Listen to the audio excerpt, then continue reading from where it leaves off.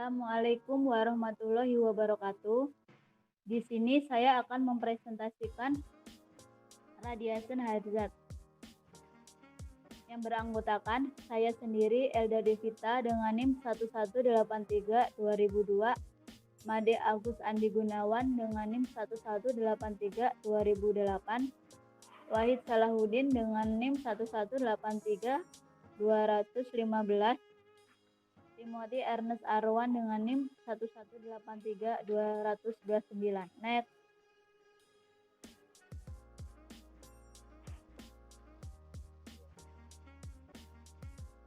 Di sini kita akan membahas beberapa topik, di antaranya yaitu radiasi pengion, istilah dan konsep, paparan radiasi karyawan, tindakan pencegahan dan pemantauan pribadi, tanda dan label hati-hati, sinyal peringatan evakuasi, menginstruksikan dan menginformasikan personal, penyimpanan dan pembangunan bahan radioaktif, pemberitahuan insiden, laporan dan catatan overexposure, pemberitahuan kepada karyawan, radiasi non-ionisasi, medan elektromagnetik di tempat kerja, standar OSHA untuk kontrol kesehatan dan lingkungan. Next.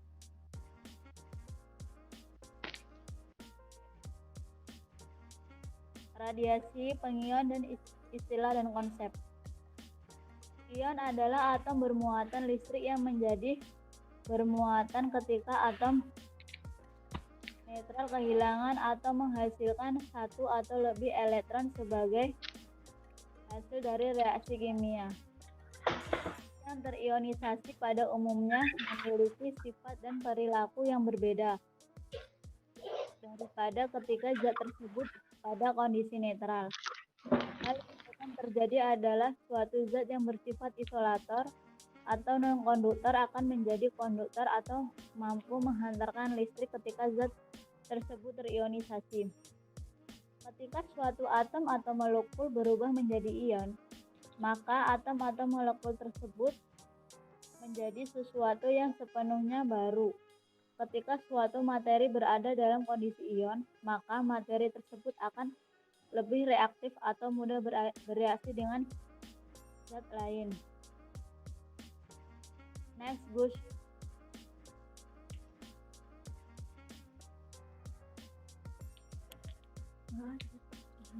Nggak ada slide.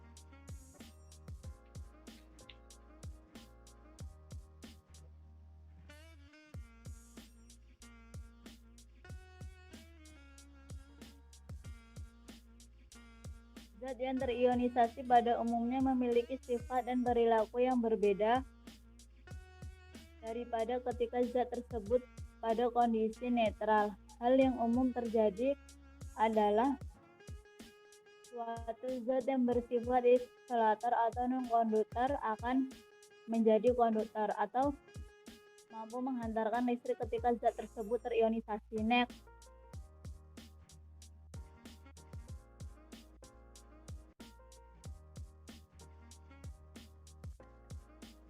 Jenis dan contoh ion. Kation adalah suatu ion yang membawa muatan positif yang disebabkan karena jumlah proton dalam suatu spesies lebih banyak daripada jumlah elektron. Kation pada umumnya terbentuk akibat dari suatu spesies yang kehilangan satu atau lebih elektronnya. Rumus untuk kation ditunjukkan dengan tanda positif dengan diawali angka yang menunjukkan jumlah muatan. Misalnya yaitu H+, berarti atom hidrogen yang bermuatan satu positif. Anion merupakan suatu ion yang membawa muatan negatif. Dikarenakan jumlah elektron pada suatu spesies lebih besar daripada jumlah elektronnya. Anion dapat terbentuk karena suatu spesies menarik atau menangkap elektron dari spesies lain yang kehilangan elektron. Dalam kimia, anion biasa dituliskan dengan tanda positif yang sama seperti kation dengan diawali angka yang menunjukkan besar muatannya. Dikarenakan kation dan anion merupakan dua spesies yang membawa muatan listrik berlawanan, maka kation dan anion akan saling tertarik satu sama lain. Suatu kation dapat bersaing dengan kation lain dalam mengikat anion. Hal tersebut juga berlaku pada anion yang dapat bersaing dengan anion lain untuk berikatan dengan kation. Next.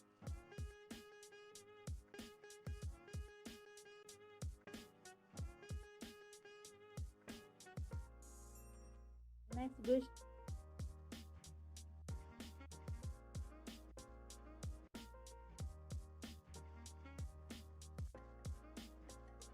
Radiasi pengion.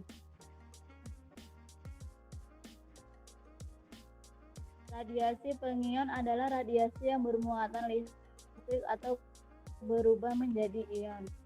Sumber radiasi pengion yaitu dari sinar kosmik atau sinar luar angkasa dan peluruhan radioaktif di permukaan bumi. Next.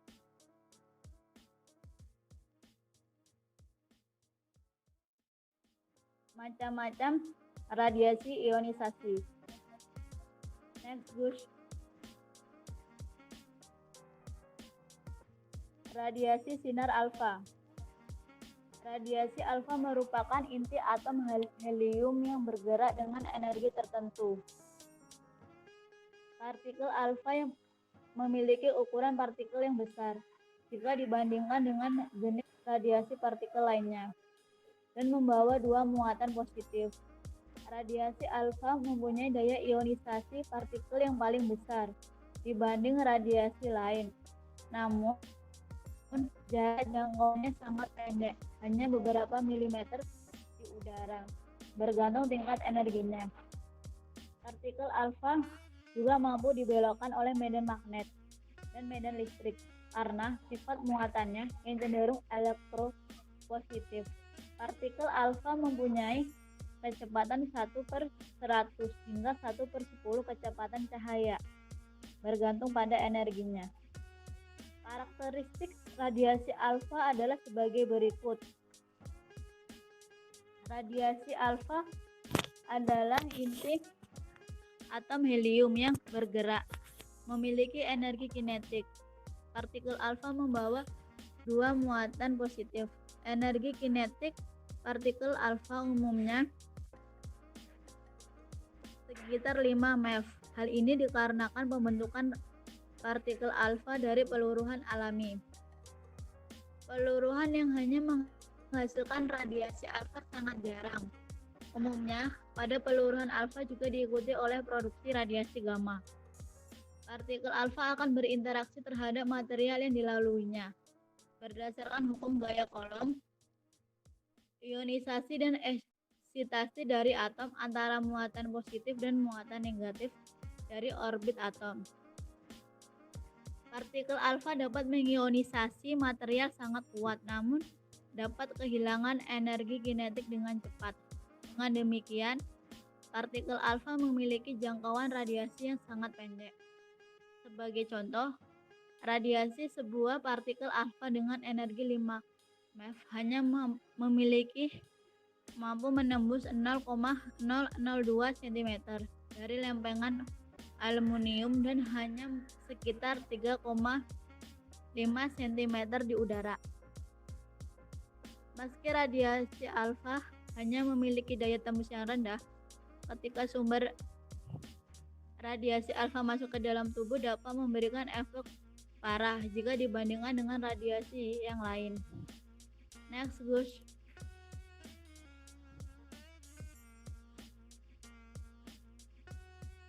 Radiasi beta. Radiasi beta memiliki dua bentuk, yakni partikel elektron beta negatif dan radiasi partikel positron atau B positif yang bebas bergerak dengan kecepatan relativistik. Partikel tersebut dapat dikatakan sebagai partikel beta. Partikel beta memiliki energi yang tinggi, memiliki kecepatan yang sangat tinggi pada elektron atau positron yang merupakan fragmen hasil interaksi fisik atau hasil peluruhan beberapa nuklei seperti kalium-40. Radiasi beta mempunyai daya ionisasi di udara 100 kali lebih kecil dari partikel alfa, tapi daya tembusnya lebih tinggi hingga beberapa sentimeter di udara.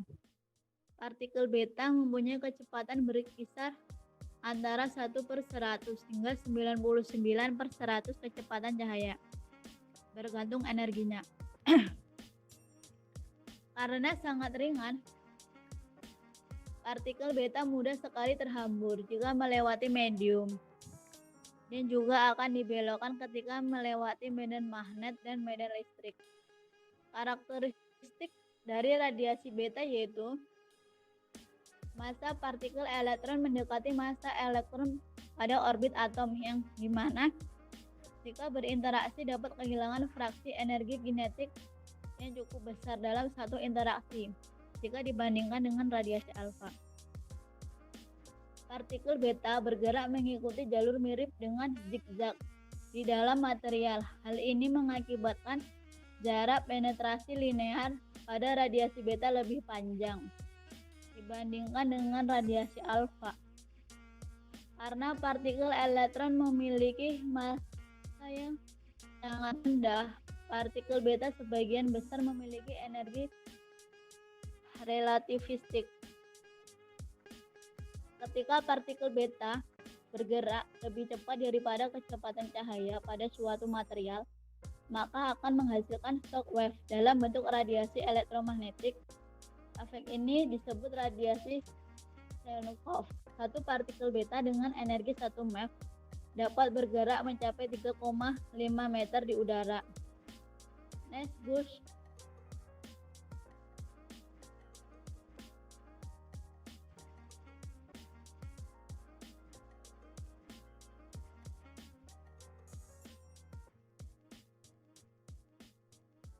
Pada radiasi pengion, radiasi foton dapat dibagi menjadi dua, yakni radiasi gamma dan radiasi X-ray. Next, Gus.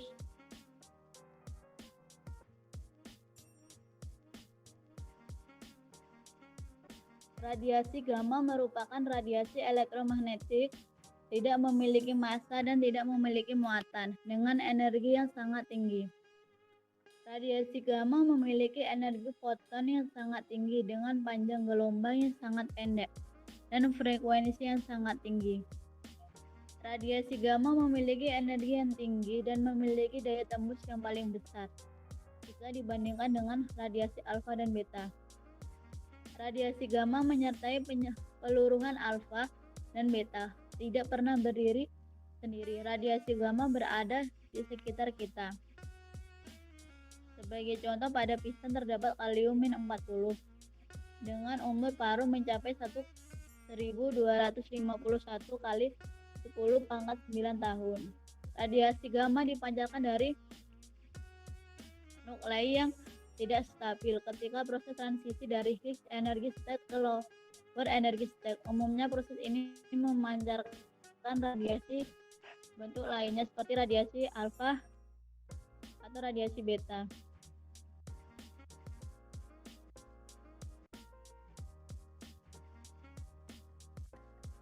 Next, Gus.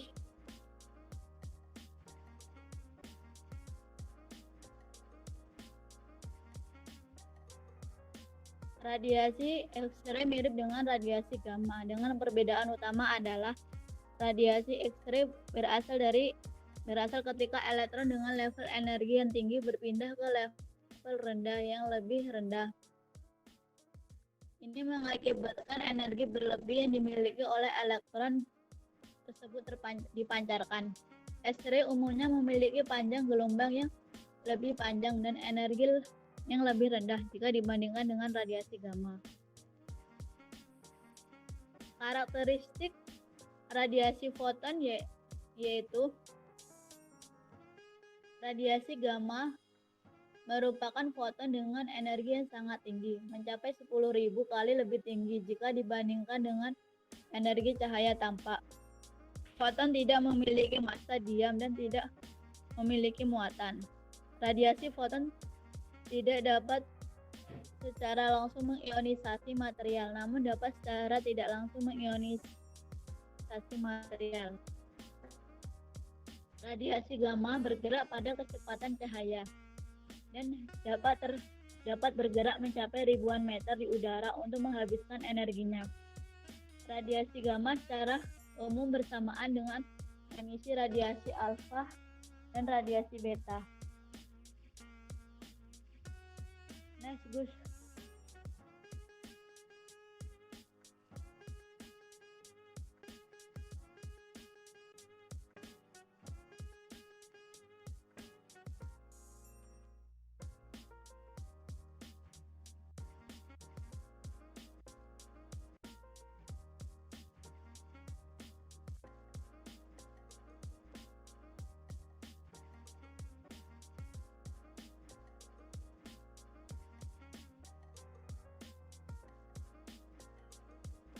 Paparan radiasi karyawan.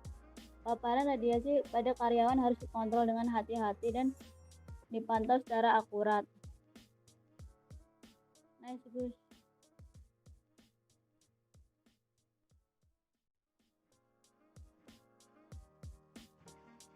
Paparan radiasi karyawan harus dipantau karena jika radiasi mengenai tubuh manusia, maka ada dua kemungkinan, yaitu berinteraksi dengan tubuh manusia atau hanya melewati saja. Apabila radiasi berinteraksi, maka radiasi dapat mengionisasi atau dapat pula mengekstasi atom. Next.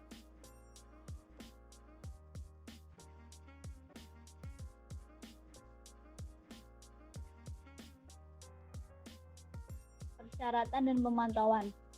Persyaratan pemantauan pribadi penting bagi karyawan perusahaan yang memproduksi, menggunakan, melepaskan, membuang, atau menyimpan bahan radioaktif atau sumber pengion lainnya. Next. Pemeriksaan kesehatan pekerja radiasi. Pemeriksaan kesehatan meliputi amnesi riwayat kesehatan, pemeriksaan fisik, pemeriksaan laboratorium. Riwayat kesehatan meliputi penyakit keluarga, penyakit pekerja radiasi itu sendiri, dan riwayat pekerjaan. Pemeriksaan fisik mencakup keadaan umum seperti tekanan darah, nadi, pernafasan, kesadaran, kulit, mata, mulut, THT, kelenjar, tiroid, paru-paru, jantung, saluran pencernaan, hati, ginjal, sistem genital, serta pemeriksaan saraf dan jiwa. Sedangkan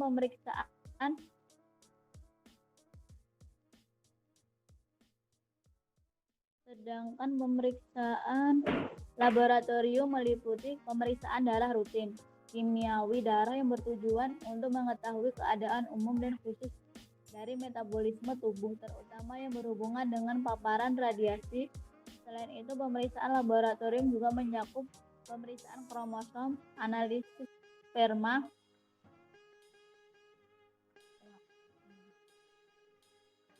untuk menjamin keselamatan dalam penggunaan radiasi pengion tersebut. Perlu diterapkan sistem pengawasan kesehatan atau keselamatan pekerja radiasi yang ketat, meliputi pengawasan dosis radiasi dan pemeriksaan kesehatan pekerja radiasi tahunan. Keduanya bersifat saling melengkapi. Pekerja radiasi adalah setiap orang yang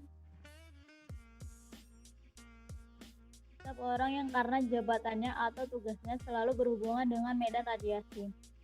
Pengawasan dosis radiasi berguna untuk mengevaluasi dosis radiasi yang diterima oleh pekerja radiasi, sedangkan pemeriksaan kesehatan pekerja di radiasi diperlukan untuk mengetahui arah perkembangan kesehatan pekerja dan kalau memungkinkan mencari hubungan kausal antara radiasi pengion dengan gangguan yang bersifat patologik. Pemeriksaan ini bertujuan untuk mengetahui kondisi kesehatan pekerja radiasi baik sebelum, selama, maupun sesudah masa kerja. Minimal hingga 30 tahun data kesehatan disimpan. Ini akan berguna untuk mengetahui apakah penyakit yang diderita oleh pekerja radiasi adalah penyakit akibat kerja di medan radiasi atau bukan. Di samping itu juga berguna untuk menyesuaikan penempatan pekerja dengan kondisi kesehatannya, membantu menegakkan diagnosis dan menentukan tindakan pengobatan terhadap kecelakaan radiasi. Next. Pemeriksaan kesehatan sebelum kerja. Baliknya, Gus. Pemeriksaan kesehatan sebelum kerja akan memberikan informasi mengenai kesehatan pekerja radiasi pada saat akan mulai bekerja dan penyakit-penyakit apa saja yang pernah diderita.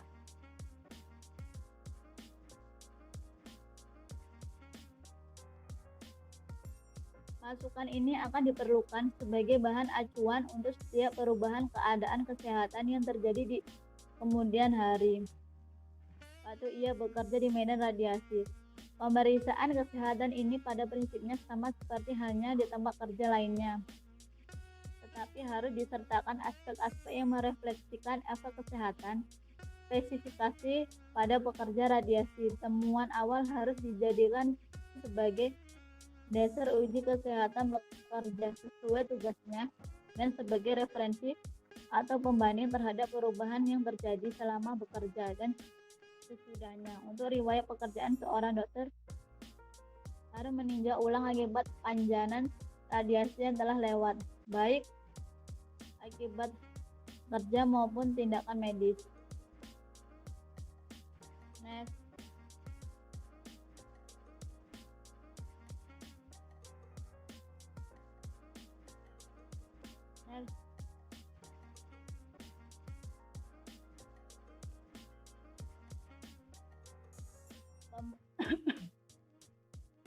Pemeriksaan kesehatan selama masa kerja. Pemeriksaan kesehatan selama masa kerja dilakukan secara berkala, minimal sekali dalam setahun, seperti yang diisyaratkan oleh buku Ketentuan Keselamatan Kerja terhadap Radiasi. Paparan terhadap radiasi dan peristiwa kontaminasi dengan zat radioaktif dapat saja terjadi tanpa diketahui oleh si pekerja radiasi. Karena itu diperlukan usaha untuk mendeteksi akibat yang ditimbulkan. Nah, di pihak lain, perubahan kondisi kesehatan pekerja radiasi dapat nampak seolah-olah sebagai akibat radiasi pengion, namun pada kenyataannya ditimbulkan oleh penyebab lainnya. Frekuensi uji berkala seharusnya minimal sekali dalam setahun, bergantung pada umur dan kesehatan pekerja, sifat tugas, dan tingkat panjana terhadap radiasi. Uji berkala terdiri dari anamnesis, pencatatan riwayat kerja, riwayat medik umum, dan uji fisik dan darah. Dokter harus meninjau ulang hasil dosimetri akibat kerja, mencatat hasil panjanan akibat kecelakaan, dan mengarahkan uji fisik terhadap organ atau sistem yang sama seperti disebutkan pada uji sebelum bekerja. Penyakit khusus yang berhubungan dengan keganasan harus juga diuji.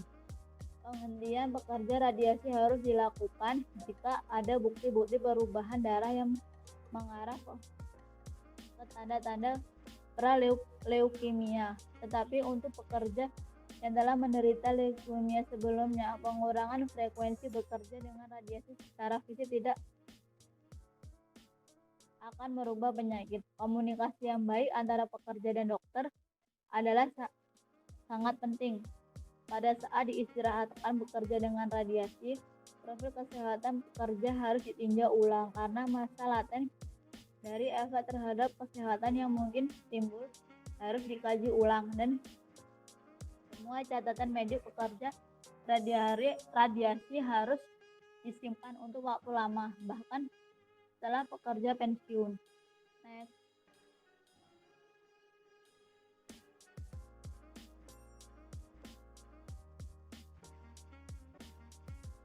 Pada waktu berhenti sebagai pekerja. Pada waktu berhenti sebagai pekerja radiasi, pekerja tersebut akan mendapatkan pemeriksaan kesehatan untuk menentukan kondisi kesehatannya pada saat berhenti bekerja. Jika diperlukan, dapat diberikan pemeriksaan tambahan sebagai tindak lanjut atau follow up. Petugas kesehatan pada unit medik fasilitas nuklir sebaiknya memahami cara dan kondisi kerja sebagai pekerja radiasi serta bahaya radiasi yang mungkin akan mengancamnya. Hasil pemeriksaan kesehatan hendaknya dibandingkan dengan dosis radiasi yang diterima oleh pekerja radiasi untuk memperoleh kesan tentang hubungan kausal apabila terdapat gangguan yang bersifat patologis.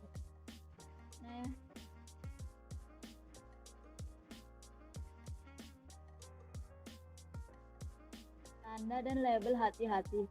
Tanda dan label peringatan selalu menjadi bagian penting dari program keselamatan dan kesehatan kerja. Hal ini berlaku di perusahaan di mana terdapat bahaya radiasi.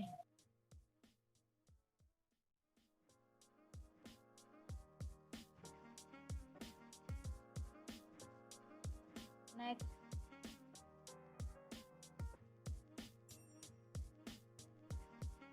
Simbol menunjukkan ini merupakan simbol dari nuklir. Skema warna universal untuk tanda peringatan dan label bahaya radiasi adalah hitam yang ditumpangkan pada latar belakang kuning. Next.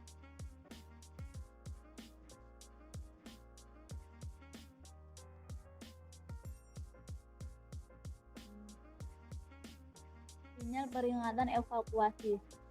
Perusahaan yang memproduksi, menggunakan, menyimpan, atau mengangkut bahan radioaktif diharuskan memiliki sistem sinyal yang dapat memperingatkan perlunya evakuasi. Usaha juga menetapkan sinyal harus unik, tidak digandakan, dan langsung dapat dikenali di pabrik tempatnya bekerja. Next.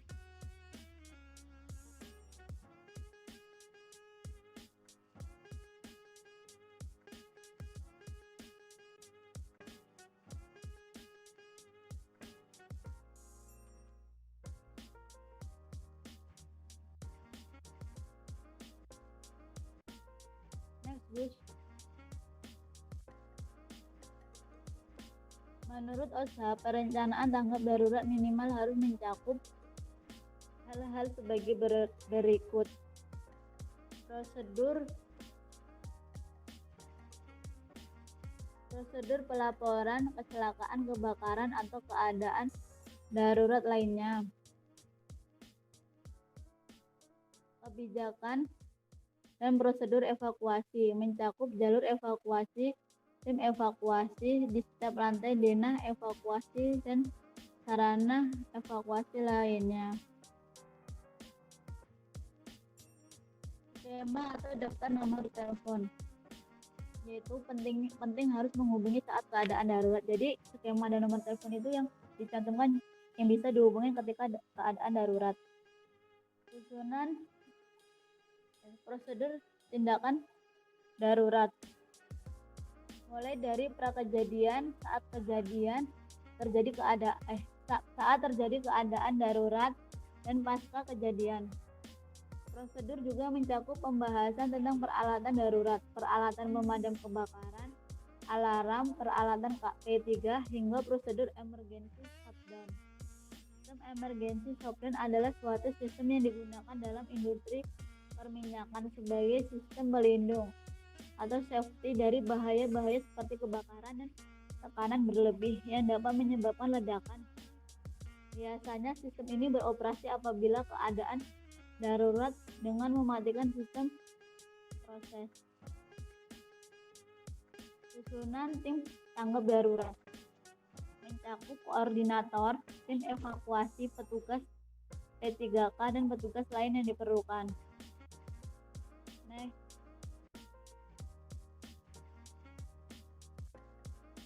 Menginstruksikan dan menginformasikan kepada pekerja.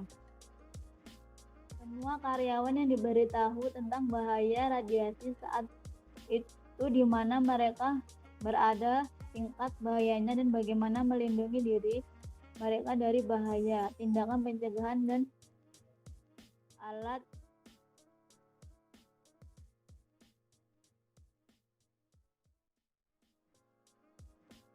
Next, dilanjutkan Adik.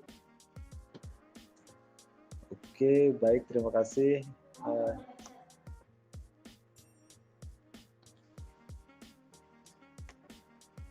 Elda telah menjelaskan sebelumnya tentang bahaya limbah radioaktif. Nah, di sini saya akan menjelaskan. Oh ya, sebelumnya perkenalkan, nama saya Made Agustani Gunawan. Di sini saya melanjutkan penjelasan dari saudara Elda Devita mengenai cara menginstruksikan dan menginformasikan kepada pekerja tentang sejauh mana bahaya dari limbah radioaktif. Nah, yang pertama di sini perusahaan punya kewajiban untuk menginformasikan atau menginstruksikan kepada pekerja atau karyawan di suatu perusahaan mereka agar tetap dalam keadaan sehat. Di kondisi ini kita membahas tentang radiasi. Jadi diharapkan karyawan dari suatu perusahaan tersebut terbebas dari bahaya radiasi. Nah, jadi ini poin-poin yang kewajiban dari perusahaan. Nah, jadi semua karyawan harus diberitahu tentang bahaya radiasi. Jadi semua karyawan atau pekerja yang bekerja di suatu perusahaan tersebut berkewajiban diberitahu tentang bahaya radiasi di perusahaan tersebut. Misalkan perusahaan tersebut memang berpotensi untuk menimbulkan bahan-bahan radiasi atau radioaktif. Jadi itu wajib. Nah, saat itu di mana mereka berada, tingkat bahayanya, dan bagaimana melindungi diri mereka dari bahaya atau tindakan pencegahannya atau pelindung. Jadi ketika suatu perusahaan itu menginstruksikan kepada karyawannya, maka si perusahaan itu wajib memberikan tindakan pencegahan, terkhusus ada diberikannya alat pelindung diri jika di suatu perusahaan tersebut memang ada potensi bahaya radiasi. Kemudian yang kedua di sini, semua karyawan harus diberitahu tentang setiap laporan paparan radiasi yang diminta oleh karyawan lain. Jadi si karyawan tersebut juga diberitahu tentang laporan paparan radiasi. Jadi oleh perusahaan wajib mempunyai database atau bersih dari suatu karyawan mengenai seberapa besar sih si karyawan tersebut terpapar radiasi dan seberapa besar kandungan radiasi yang ada dalam tubuh karyawan tersebut. Jadi semua itu harus ada data, kemudian data itu akan diberikan dalam bentuk laporan kepada karyawannya atau pekerja. Kemudian laporan radiasi itu diwajibkan dapat diketahui oleh karyawan lain. Gitu. Jadi misalkan saya dengan orang lain, gitu. Nah saya wajib tahu orang lain tersebut paparan radiasinya sejauh mana atau sebesar apa gitu. Jadi kita bekerja itu dalam kondisi yang memang nyaman. Di sekitar kita itu orang-orangnya memang dalam kondisi aman terpapar radiasi. Kemudian yang ketiga di sini semua karyawan harus memiliki akses ke 29 CFR 1910 1096. Nah itu adalah sebuah sertifikat yang dikeluarkan oleh agensi tentang bahaya radioaktif. Jadi ini yang berisi instruksi personil posting dan prosedur operasi perusahaan terkait. Jadi dalam sertifikat tersebut ada prosedur yang memberitahukan tentang karyawan itu harus termonitoring, semua karyawan itu harus termonitoring sebesar apa orang tersebut terpapar radiasi dan sejauh mana paparan radiasi yang ada di perusahaan tersebut. Jadi semua itu ada prosedur untuk mulai dari pengujian atau pengetesan paparan radiasi dalam suatu perusahaan, pengetesan atau pengujian pengambilan data sebagai laporan paparan radiasi dari karyawan tersebut. Jadi itu diatur dari 29 CFR ini. Kemudian setelah itu, setelah adanya bahaya dari bahan radioaktif, dan di sini dijelaskan juga mengenai penyimpanan dan pembuangan limbah bahan radioaktif. Jadi penyimpanan dan pembuangan limbah bahan radioaktif ini tidak serta-merta di sembarangan ya, karena bahan-bahan radioaktif sangat berpotensi dapat merusak atau mengganggu lingkungan di sekitarnya. Contohnya misalkan limbah nuklir atau limbah energi lain yang mengandung radioaktif dibuang di suatu pemukiman masyarakat. Itu bahkan akan menimbulkan efek yang sangat buruk ke lingkungan sekitarnya. Yang pertama dapat terjadinya mungkin dapat mutasi di tumbuhan, misalkan tumbuhan di sekitarnya menjadi rusak gitu, atau masyarakatnya bisa juga terpapar radiasi. Nah ini semua ini harus punya standar dan harus strategi itu penyimpanan dan pembuangannya. Jadi nggak asal buang kayak sampah gitu. Jadi di sini yang pertama tempat khusus yang secara resmi disetujui oleh Agensi Nuklir Nasional dari sebuah negara. Nah, jadi ketika sebuah perusahaan itu misalkan punya limbah atau menghasilkan limbah yang berpotensi adanya bahan-bahan radioaktif, nah tersebut harus mempunyai izin secara resmi oleh Agensi Nuklir Nasional dari negara tersebut. Misalkan di Indonesia ada lembaga nuklir atau radioaktif Batan. Nah, Batan itu emang khusus diamankan oleh pemerintah untuk menangani tentang energi nuklir, bahan radioaktif. Jadi penanganan tersebut dapat secara resmi disetujui oleh Batan tersebut. Gitu. Misalkan suatu perusahaan ingin membuang limbah radioaktif di suatu tempat, itu harus memiliki izin dan harus memenuhi standar-standar yang ada dalam agensi nuklir tersebut. Kemudian yang kedua, ada jauh dari lingkungan tempat pemukiman masyarakat dan ekosistem tumbuhan hewan. Jadi seperti yang sudah dijelaskan tadi mengenai pembuangan limbah radioaktif itu sangat berpotensi untuk merusak lingkungan. Maka dari itu dalam penyimpanan pembuangannya itu harus jauh dari lingkungan pemukiman masyarakat. Ini adalah contoh ilustrasi dari pembuangan limbah radioaktif. Ini harus menggunakan prosedur khusus. Yang pertama, petugasnya menggunakan APD yang memang dapat mengurangi paparan radiasi dari limbah radioaktif yang mereka buang.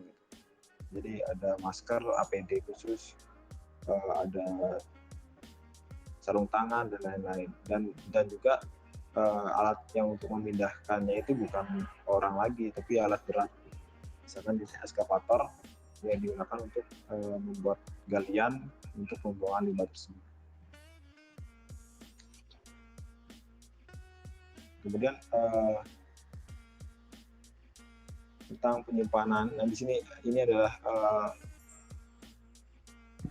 aturan tentang penyimpanan pembuangan limbah bahan radioaktif itu diatur pada Peraturan Pemerintah Republik Indonesia Nomor 61 Tahun 2013. Nah, dalam peraturan tersebut berisi tentang aturan-aturan mengenai sebuah perusahaan atau agensi-agensi lain, perorangan dalam membuang limbah bahan radioaktif atau yang berpotensi memiliki paparan radiasi itu harus memenuhi syarat-syarat yang telah diberikan oleh Pusat atau Badan Tenaga Nuklir Nasional, ini Batan ya. kalau di Indonesia. Di situ ada mengatur tentang pembuangan limbah, tentang penyimpanan limbah, tentang pengolahan limbah radioaktif. Gitu. Jadi semua itu ada dipaparkan pada peraturan pemerintah nomor 61 tahun 2013 ini. Nah, oke, kemudian pemberitahuan tentang insiden. Nah, tadi sudah dipaparkan tentang bahaya pembuangan penyimpanan radioaktif dan agensi-agensi resmi yang mempunyai izin khusus dalam pembuangan limbah. Kemudian di sini ada pemberitahuan tentang insiden. Nah, di sini pemberitahuan tentang insiden yang meliputi jika seseorang itu terpapar radiasi.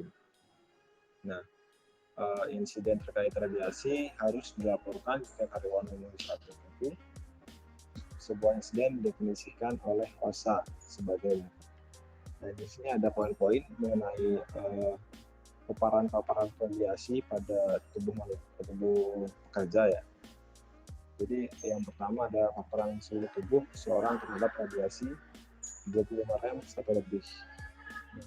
Kemudian yang kedua ada paparan seluruh tubuh seorang terhadap 150 rem atau lebih radiasi. Ini berdasarkan pengukuran atau pengujian yang dilakukan oleh agensi atau tim-tim khusus untuk pengambilan data laporan paparan radiasi dalam tubuh manusia.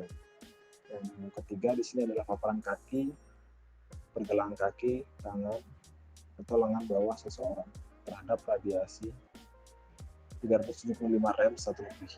Nah, jadi bagian-bagian tubuh manusia memiliki paparan radiasi yang berbeda-beda. Jadi misalkan kita bekerja di bidang radiofarmaka di rumah sakit atau radiologi, nah itu mempunyai paparan-paparan radioaktif yang berbeda-beda. Gitu. Misalkan yang sering megang alat-alat radiologi biasanya lebih berpotensi atau lebih besar paparannya di bagian tangan atau bagian depan muka. Pokoknya di bagian yang memang bersentuhan langsung atau berinteraksi langsung dengan paparan radiasi alat radiologi tersebut.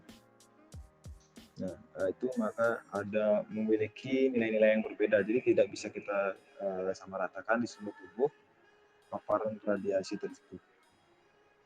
Ini punya standarisasi mengenai paparan radiasi pada tubuh perorangan.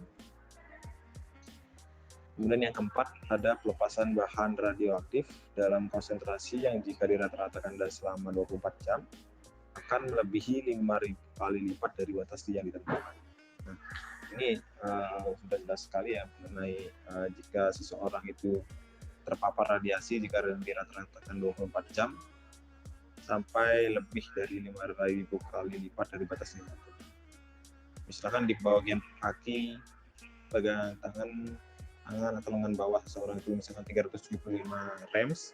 Nah, jika misalkan dia tertekan 24 jam itu 5.000 kalinya, berarti udah banyak sekali itu. Udah paparannya udah bahaya sekali, sudah dikatakan bahaya. Jadi jika seseorang itu melebihi batas dari yang sudah didefinisikan oleh OSHA ini, standar kesehatan pekerja. Nah, jadi itu harus ditindaklanjuti gitu. Jika seseorang tersebut terindikasi memiliki paparan radiasi yang bisa melebihi batas normal dari yang sudah ditentukan. Kemudian,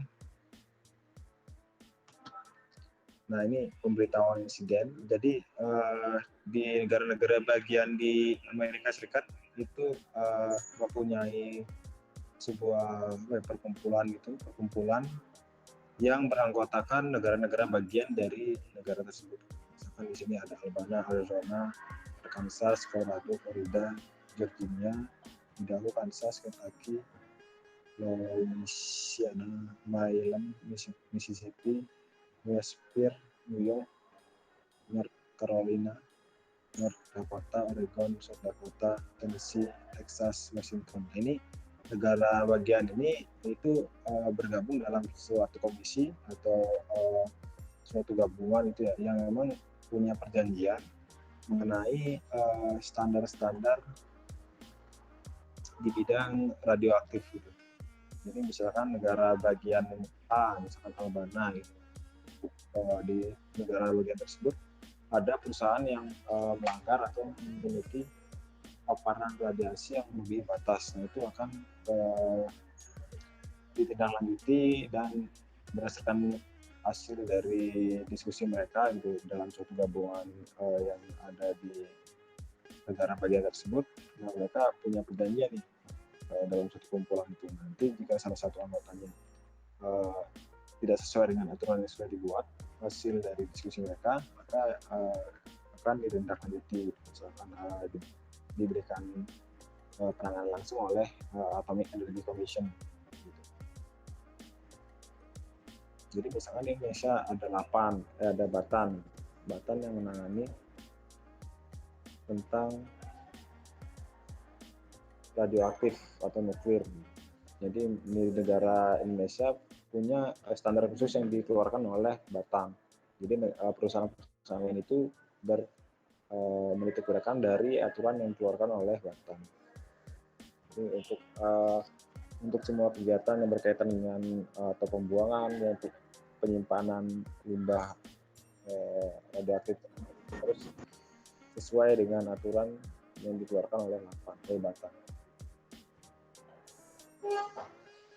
Nah, ini ada laporan dan catatan exposure berlebih. Jadi tadi jika dari suatu perusahaan tersebut menindaklanjuti adanya paparan radioaktif pada karyawannya, maka setelah itu adanya hasil atau laporan dari catatan exposure dari tubuh dari karyawannya. Jadi setelah pengukuran pada tubuh karyawan, maka ada paparan radiasi pada tubuh mereka. Nah, ini penting sekali untuk mengetahui seberapa besar paparan radiasi dalam tubuh si karyawan tersebut. Nah, itu. Jadi di sini ada 3 poin. Yang pertama adalah rekaman radiasi kumulatif harus tersedia untuk mantan karyawan berdasarkan permintaan. Nah, jadi misalkan dari suatu perusahaan ada sebuah karyawan, kemudian karyawan tersebut misalkan pindah perusahaan gitu ya, pindah perusahaan. Nah, si karyawan yang sudah pindah ini punya kewajiban untuk meminta hasil laporan pengukuran paparan radiasi pada karyawan tersebut pada perusahaan sebelumnya. Jadi misalkan di perusahaan sebelumnya itu emang paparan radiasinya tidak terlalu besar, tapi untuk kepentingan di perusahaan selanjutnya, maka laporan dari paparan radiasi di suatu perusahaan tersebut itu sangat penting untuk si karyawan tersebut. Nah, setelah menerima permintaan dari karyawan tersebut, nanti perusahaan tersebut harus memberikan informasi paparan radiasi pada karyawan tersebut dalam waktu 30 hari setelah misalkan saya sebagai mantan perusahaan di perusahaan A gitu. Nah, saya minta hasil laporan catatan paparan radioaktif kepada perusahaan saya yang A tadi gitu. Jadi waktu yang perusahaan tersebut punya kesempatan 30 hari untuk menyediakan informasi hasil paparan radiasi pada tubuh saya. Gitu ya, secara sederhana. Kemudian yang kedua, menurut OSHA, laporan tersebut harus dilengkapi dalam waktu 30 hari sejak permintaan dibuat. Jadi seperti yang poin pertama, jadi perusahaan tersebut harus melengkapi hasil laporan dalam waktu 30 hari. Setelah 30 hari kita minta laporan paparan radiasi dan harus mencakup setiap kuartal kalender pekerjaan individu. Jadi harus mencakup setiap hari atau setiap waktu si karyawan tersebut bekerja di perusahaan tersebut. Tidak termasuk pada saat cuti atau liburan. Kemudian melibatkan paparan radiasi atau periode yang lebih singkat seperti yang diminta oleh karyawan. Di dalam laporan tersebut, laporan catatan exposure itu terdiri dari bisa paparan radiasi atau hal-hal lain tambahan untuk mengisi laporan tersebut untuk kebutuhan nantinya karyawan tersebut di perusahaan lain misalkan. Kemudian yang ketiga, pada laporan tersebut juga harus mencakup hasil perhitungan dan analisis bahan radioaktif yang tersimpan dalam tubuh karyawan terpapar radiasi. Jadi setelah diukur tuh si karyawan, nah maka di laporan tersebut atau di catatan exposure tersebut ada hasil perhitungan itu akumulasi paparan radiasi pada tubuh si karyawan tersebut dan juga analisis bahan radioaktif yang tersimpan. Jadi analisis bahan radioaktif itu bisa dari perusahaan tersebut mengidentifikasi bahan radioaktif apa yang ada dalam tubuh si karyawan tersebut dan berapa kadar atau jumlah bahan radioaktif yang ada dalam tubuh si karyawan tersebut. Jadi secara detail laporan dan catatan exposure itu seperti itu. Mengenai hasilnya ada nilai-nilai atau tabel paparan radiasi, kemudian ada hasil perhitungan analisis bahan radioaktif yang tersimpan dalam tubuh si karyawan tersebut. Nah, ini contoh laporan catatan exposure misalnya employees death record.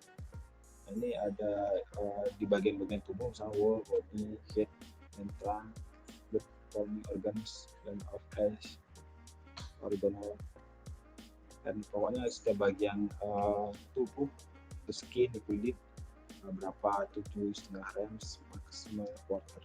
Nah, jadi dalam catatan exposure tersebut pada quarter pertama itu ada dalam tubuh mereka itu berapa sampai dengan nanti ditotalkan misalkan ada 4 quarter itu akan diakumulasikan di nilai total. Ini ada death cover waktu. Ini contoh laporan exposure. Ini laporan ini didapat dari referensi dari standar Amerika Serikat. Kalau untuk standar Indonesia-nya mungkin tidak jauh beda. Tabulasi dari pembacaan laporan exposure. Ini pemberitahuan kepada karyawan. Jadi setelah tadi adanya pembacaan atau catatan laporan dari exposure dalam tubuh karyawan tersebut, maka harus diberitahukan nih kepada karyawan seberapa besar potensi karyawan tersebut terpapar radiasi atau sejauh mana terpapar radiasi pada si karyawan tersebut. Nah, karena pada bahasan ini yaitu bahaya radiasi melibatkan lembaga yang berurusan langsung dengan bahan radioaktif atau nuklir, misalkan di Indonesia ada Batan, dan sehingga pada karyawan terpapar oleh radiasi akan diberitahukan pada lembaga terkait yang akan dilakukan rehabilitasi lebih lanjut pada karyawan yang terpapar.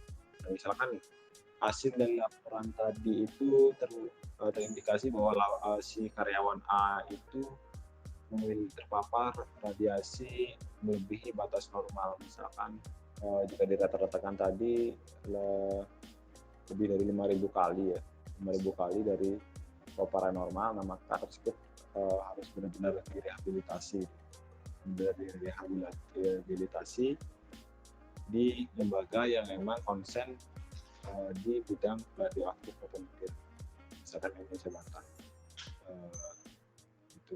Jadi punya agensi sendiri untuk merehabilitasi karyawan atau pekerja yang terpapar radioaktif. Nah, jadi perusahaan juga punya wewenang untuk mereferensikan suatu karyawan itu untuk misalkan terpapar radiasi tadi,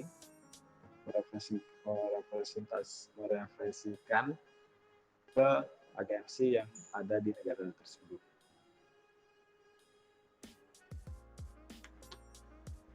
Nah, ini ada beberapa contoh kantor atau kantor kerja keamanan regional di Amerika Serikat.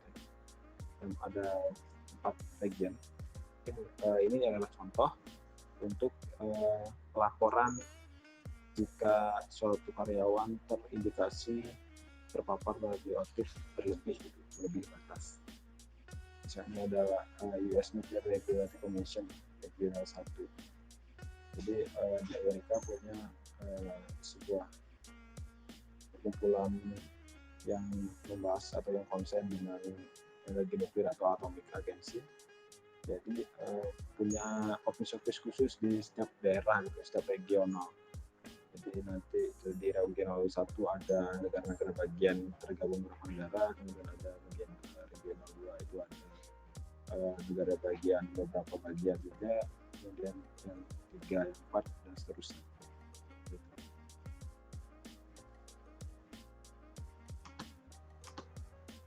Nah, mungkin itu aja yang dapat saya sampaikan. Untuk slide selanjutnya akan disampaikan oleh saudara Timothy. Saya persilakan. Oke, baik. Terima kasih, saudara Ande. Perkenalkan, saya Timothy Ernest Sarwan. Di sini saya akan menjelaskan presentasi dari Mandi Agus. Sebelumnya, radiasi itu kan dibagi menjadi 2. Di antaranya radiasi pengion dan radiasi non-pengion. Nah, di sini pada radiasi pengion ini menghasilkan ion negatif dan juga ion positif. Contohnya pada sinar X, sinar gamma, sinar beta, sinar alfa, dan neutron dan proton. Oke, next, Nade. Nah, apa itu NRC?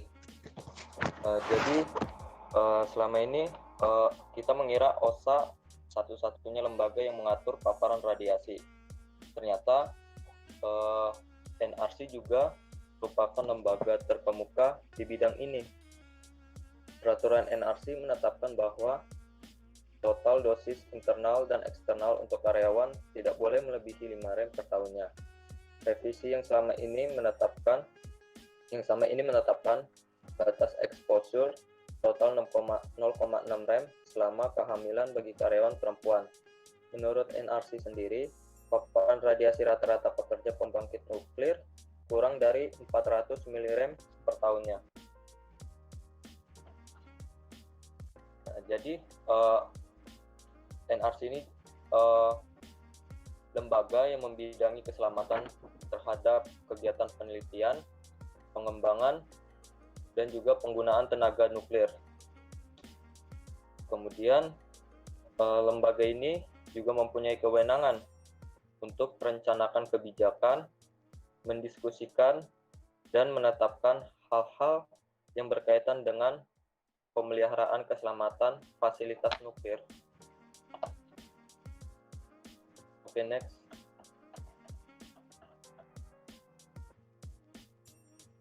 Tanggung jawab NRC. Nah, tanggung jawab utama NRC itu sendiri adalah melindungi pekerja dan masyarakat dari paparan radiasi yang tidak perlu atau berlebih. Jadi masyarakat atau pekerjanya itu dilindungi dari paparan radiasi yang tidak perlu, termasuk pembangkit listrik dibangun dengan standar kualitas tinggi dan dioperasikan dengan cara yang aman. Kemudian NRC juga melakukan dengan menetapkan persyaratan dalam judul 10 Kode Peraturan Federal atau 10 CFR dan dalam lisensi yang dikeluarkan untuk pengguna nuklir. Next.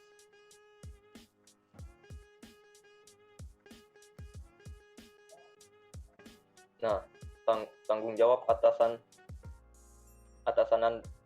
Anda. Nah, di sini setiap perusahaan yang melakukan aktivitas yang dilisensikan oleh INARSI harus mematuhi persyaratan INARSI. Kemudian, jika sebuah perusahaan melanggar persyaratan INARSI, maka perusahaan tersebut dapat didenda atau lisensinya diubah atau dicabut. Nah, atasan Anda juga harus memberitahu Anda apa persyaratan NRC, mana yang berlaku untuk pekerjaan Anda sendiri. Kemudian dan harus memasang pemberitahuan pelanggaran NRC yang melibatkan kondisi kerja radiologis. Next.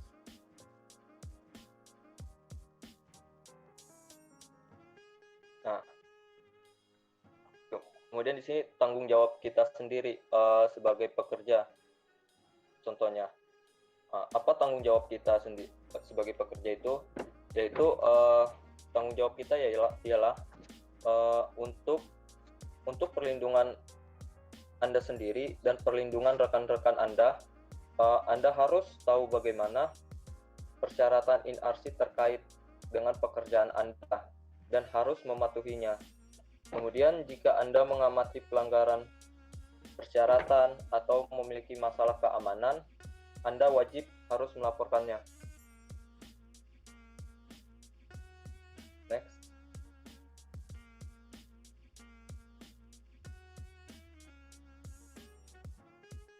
Madi next.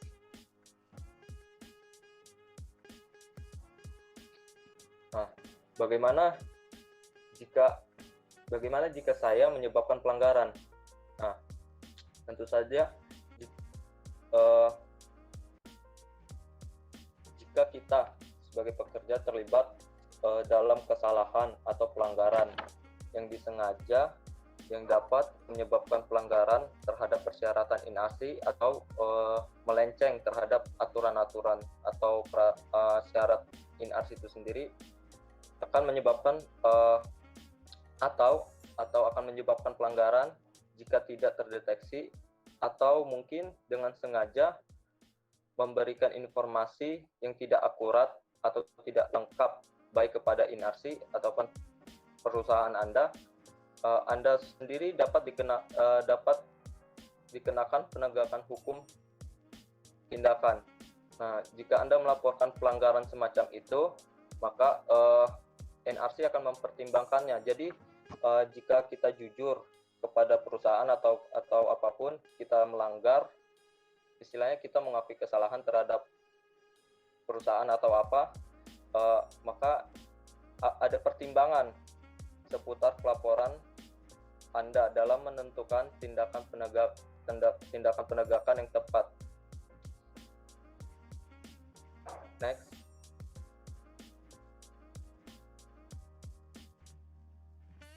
Ya, bagaimana cara melaporkan pelanggaran dan masalah keamanan?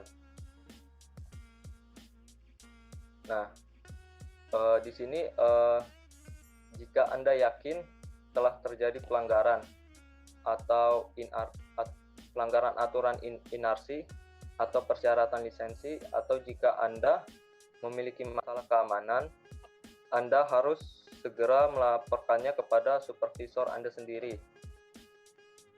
Anda dapat melaporkan pelanggaran atau masalah keamanan langsung ke INARSI. Namun demikian, INARSI mendorong Anda untuk menyampaikan kekhawatiran Anda kepada penerima lisensi, karena pemegang lisensilah yang memiliki tanggung jawab utama dan paling mampu untuk memastikan pengoperasian fasilitas nuklir yang aman. Kemudian jika Anda memilih untuk melaporkan kekhawatiran Anda secara langsung ke INARSI, Anda dapat melaporkan hal ini kepada inspektur INARSI atau menelpon atau bisa juga menulis surat ke kantor regional NRC yang melayani di wilayah terdekat Anda. Nah, kemudian jika Anda mengirimkan kekhawatiran Anda secara tertulis, hal itu akan membantu INARSI dalam melindungi identitas Anda. Jika Anda dengan jelas menyatakan di awal surat bahwa Anda memiliki masalah keamanan atau bahwa Anda sedang mengajukan tuduhan. Kemudian hotline keselamatan bebas pulsa NRC untuk melaporkan masalah keamanan tercantum pada alamat itu sendiri. Kemudian next Made.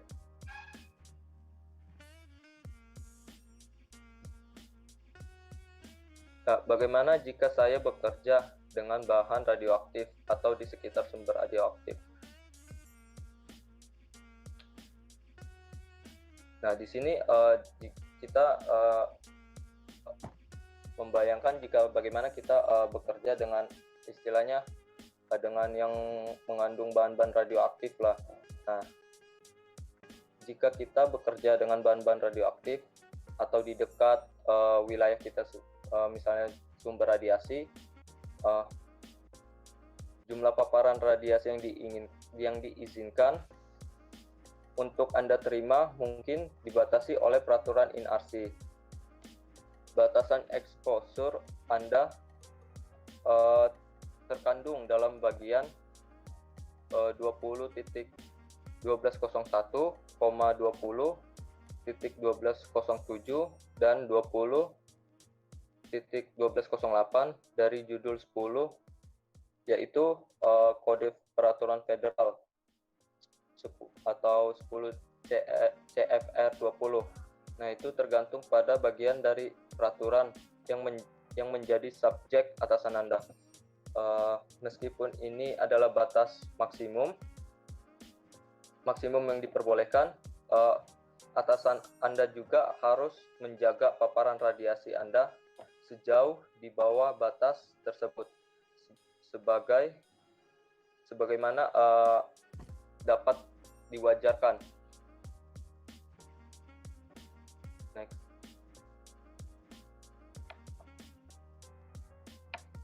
Next day. Bolehkah saya mendapatkan catatan tentang paparan radiasi saya sendiri? Ya, tentu saja boleh. Bahkan itu bagus karena atasan Anda juga diharuskan memberitahu Anda tentang dosis Anda setiap tahunnya. Jika Anda terpapar radiasi yang pemantauannya diwajibkan oleh NRC. Selain itu, Anda dapat meminta laporan tertulis tentang exposure Anda ketika Anda meninggalkan pekerjaan. Jadi di sini tentu saja bisa, bahkan atasan Anda sendiri mewajibkan memberitahu Anda tentang seberapa besar dosis Anda setiap tahunnya jika Anda terpapar radiasi atau tidak, begitu. Next.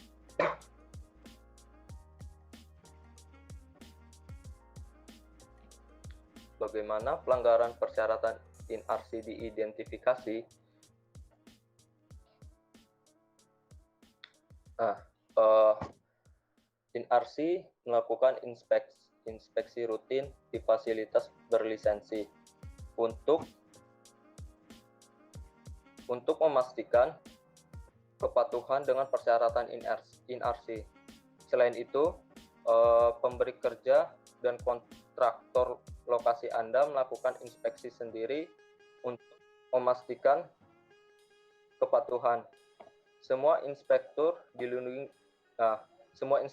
tersebut dilindungi oleh hukum federal.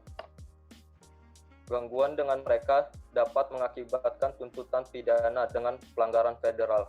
Jadi agak seram juga di sini jika kita melanggar. Next.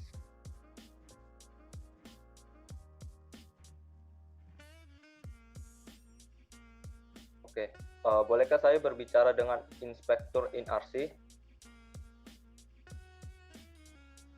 Ya, tentu saja boleh.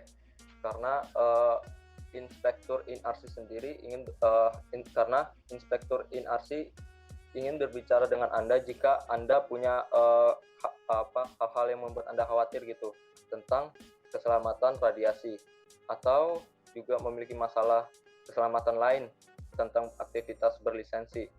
Contohnya seperti kualitas konstruksi atau operasi di fasilitas Anda. Kemudian atasan Anda mungkin atasan Anda tidak menghalangi Anda untuk berbicara dengan seorang inspektur. Kemudian juga INRC akan melakukan semua upaya yang wajar untuk melindungi identitas Anda jika sesuai dan memungkinkan. Next.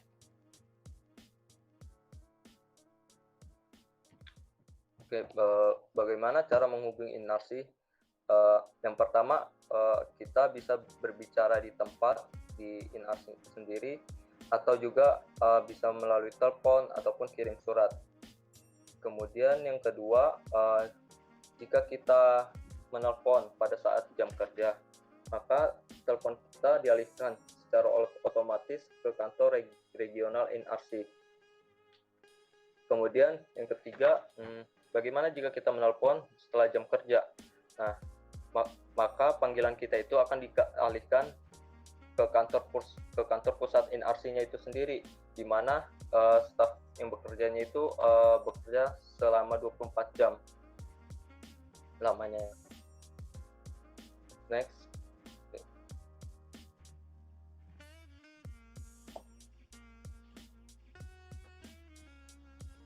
Dapatkah saya dipecat karena menyampaikan masalah keamanan?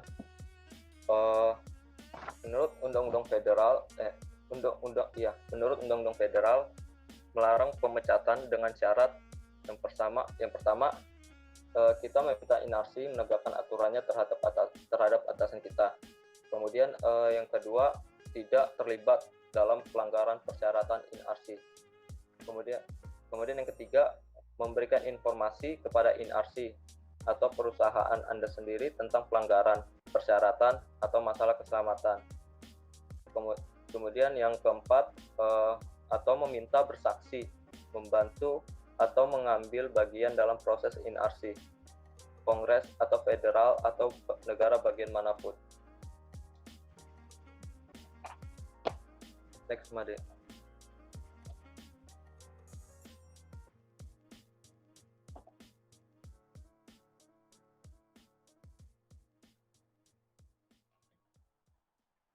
Oke, non-ionisasi. Jadi radiasi non-ionisasi adalah radiasi pada spektrum elektromagnetik yang memiliki frekuensi 10 pangkat 15 atau kurang dan panjang gelombang dalam meter 3 Hz 10 pangkat min 7 atau kurang. Ini mencakup frekuensi daya tampak, ultraviolet, inframerah, gelombang mikro, radio, dan arus bolak-balik. Nah, kemudian pada tingkat frekuensi ini tidak memiliki energi yang cukup untuk menghancurkan atom dan mengionisasinya. Namun demikian, radiasi tersebut dapat menyebabkan lumpuh dan kebutaan. Selain itu, ada banyak bukti tentang hubungan antara radiasi ionisasi dan kanker. Next. Nah, ini adalah contoh dari radiasi non-ion. Contohnya ada gelombang radio, cahaya tampak, dan cahaya inframerah.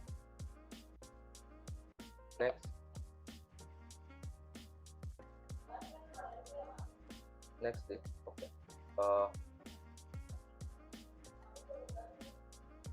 Nah, di sini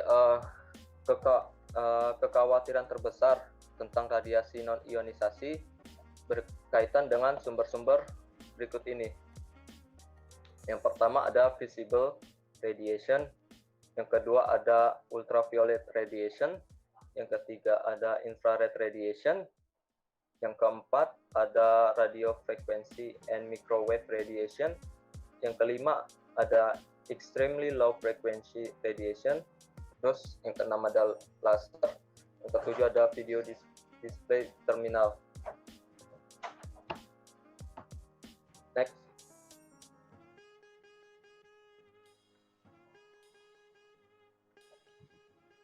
Nah, visible radiation atau bisa dibilang radiasi tampak. Radiasi tampak itu sendiri berasal dari sumber cahaya yang menimbulkan distorsi. Nah, ini bisa berbahaya bagi karyawan yang pekerjaannya membutuhkan persepsi warna. Misalnya, 8% dari populasi pria buta warna merah dan tidak dapat melihat tanda peringatan warna merah dengan baik. Next.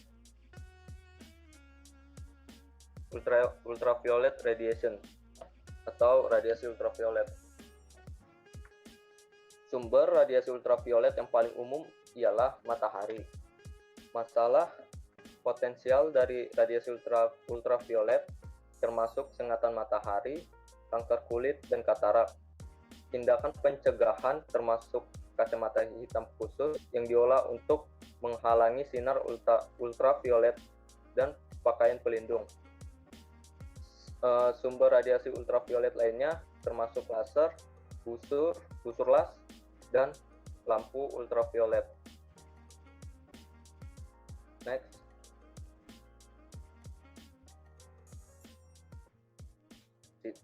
Infrared radiation, radiasi inframerah. Radiasi inframerah menciptakan panas. Akibatnya, masalah yang terkait dengan jenis radiasi non-ionisasi ini melibatkan tekanan panas, serta kulit dan mata kering. Sumber utama radiasi inframerah adalah proses suhu tinggi seperti produksi kaca dan baja. Next.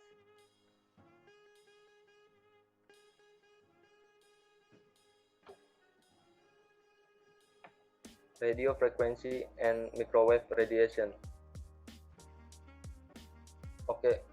Radio frekuensi, radiasi frekuensi radio atau RF dan gelombang mikro atau MW adalah radiasi elektromagnetik dalam rentang frekuensi 3 kHz sampai 300 GHz. Biasanya radiasi MW atau gelombang mikro ini dianggap sebagai bagian dari radiasi RF, radiasi frekuensi radio. Nah, meskipun konvensi alternatif memperlakukan radiasi RF dan MW sebagai dua daerah spektral, nah, gelombang mikro menempati wilayah spektral antara 300 GHz dan 300 MHz. Sedangkan gelombang RF atau radio mencakup 300 MHz hingga 3 KHz. Kemudian RF, frekuensi radio dan gelombang mikro meradiasi non-ionisasi karena terdapat energi yang tidak cukup atau kurang dari 10 elektron volt untuk mengionisasi atom yang penting secara biologis. Efek kesehatan primer dari energi RF, frekuensi radio dan gelombang mikro dianggap termal. Penyerapan energi frekuensi radio dan gelombang mikro bervariasi dengan frekuensi. Frekuensi gelombang mikro menghasilkan efek kulit.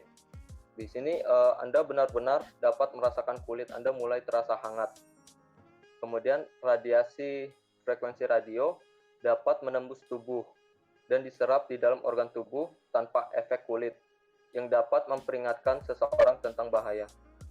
Penelitian telah mengungkapkan efek non-termal lainnya. Semua standar negara barat sejauh ini mendasarkan batas paparan mereka hanya untuk mencegah masalah termal. Sementara itu, penelitian terus dilakukan. Sedangkan pengguna radiasi RF dan MW termasuk radio penerbangan, radio band warga, telepon seluler, pemrosesan, dan pemasakan makanan, penyegel panas, las vinil, las frekuensi tinggi, pemanas induksi, mesin solder aliran, pemancar komunikasi, radar pemancar, peralatan implan ion, peralatan pengering gelombang mikro, hingga peralatan sputtering. Next. Extremely low frequency radiation, atau bisa disebut radiasi frekuensi yang rendah. Radiasi frekuensi yang sangat rendah atau ELF ini mencakup bidang AC dan radiasi non-ionisasi dari 1 Hz hingga 300 Hz. Karena frekuensi ELF rendah, atau bisa dibilang panjang gelombang berada di urutan 1000 km, medan elektromagnetik statis EMF dibuat. Kemudian bidang ELF dianggap sebagai EMF terpisah, independen, dan non-radiasi. EMF pada 60 Hz dihasilkan oleh saluran listrik, kabel listrik, dan peralatan listrik. Medan listrik dihasilkan oleh tegangan, dan kekuatannya meningkat seiring dengan peningkatan tegangan. Kemudian kekuatan medan listrik diukur dalam satuan volt per meter. Medan magnet berasal dari aliran arus melalui kabel atau perangkat listrik, dan kekuatannya meningkat seiring dengan meningkatnya arus. Medan magnet diukur dalam satuan Gauss atau G atau Tesla atau T. Nah, kemudian peralatan listrik juga biasanya harus dihidupkan untuk menghasilkan medan magnet. Medan listrik tetap ada meskipun peralatan dimatikan selama dicolokkan. Penelitian saat ini difokuskan pada potensi efek kesehatan dari medan magnet. Beberapa studi epidemiologi eksklusif yang tidak sesuai menunjukkan peningkatan risiko kanker yang terkait dengan perkiraan paparan medan magnet.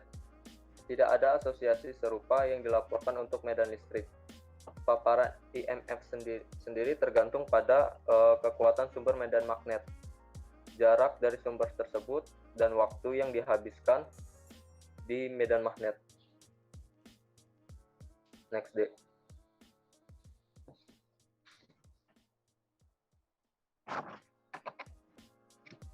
Laser.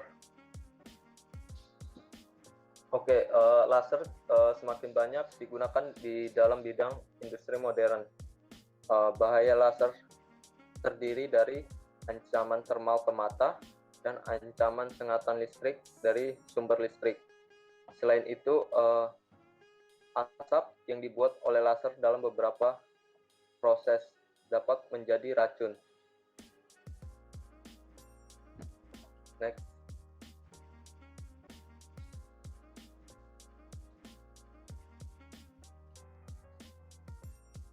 Oke, video display terminals atau terminal tampilan video (VDT).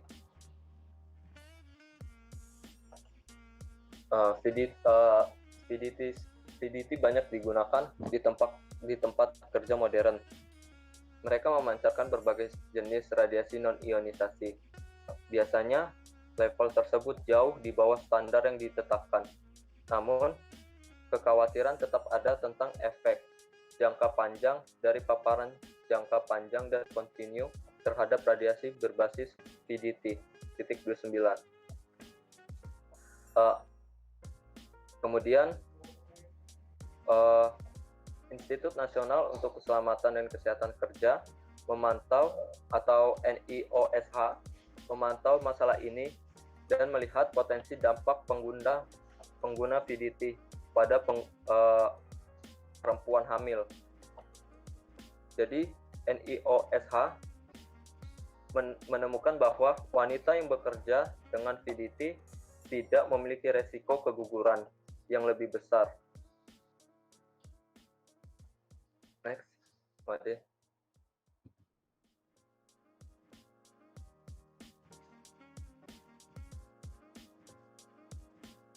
Oke, medan elektromagnet. Lebih tepatnya medan elektromagnetik di tempat kerja.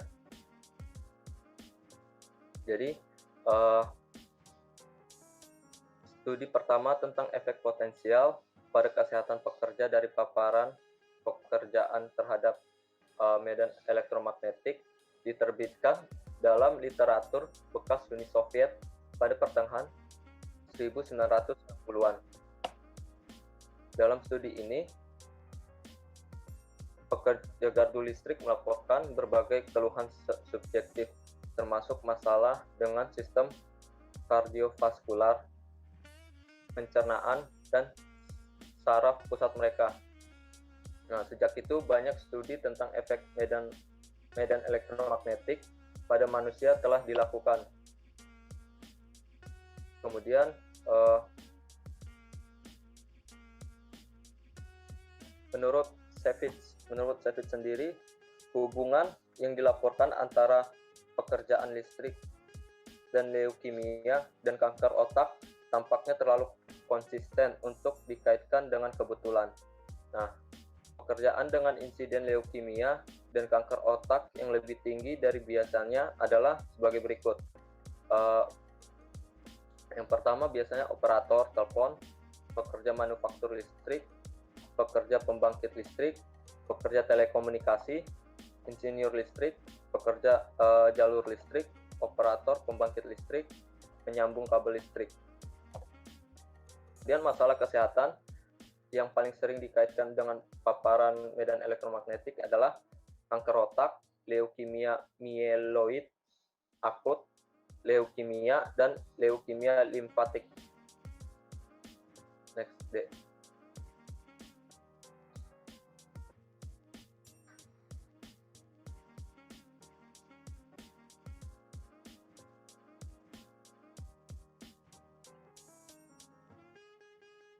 Next, ini medan elektromagnetik pada tempat kerja. Tadi sudah dijelaskan bahwa pekerjaan dengan insiden leukemia dan kanker otak yang lebih tinggi dari biasanya adalah sebagai berikut tadi: operator telepon, pekerja manufaktur listrik, pekerja pembangkit listrik, pekerja telekomunikasi, insinyur listrik, pekerja jalur listrik, operator pembangkit listrik, penyambung kabel dan listrik. Next, Made.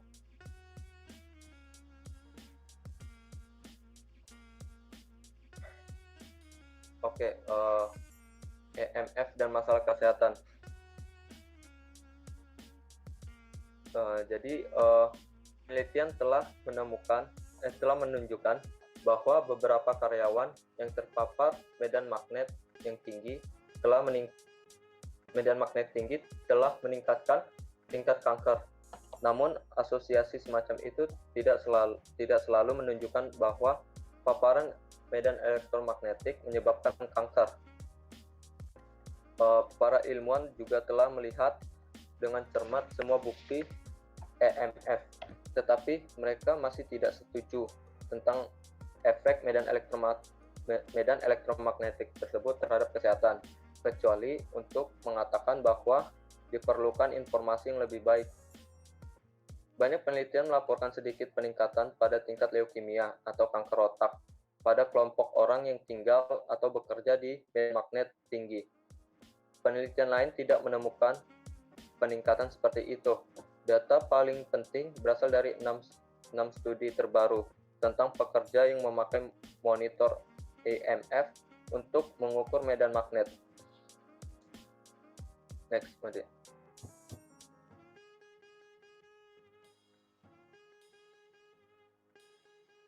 Made, next.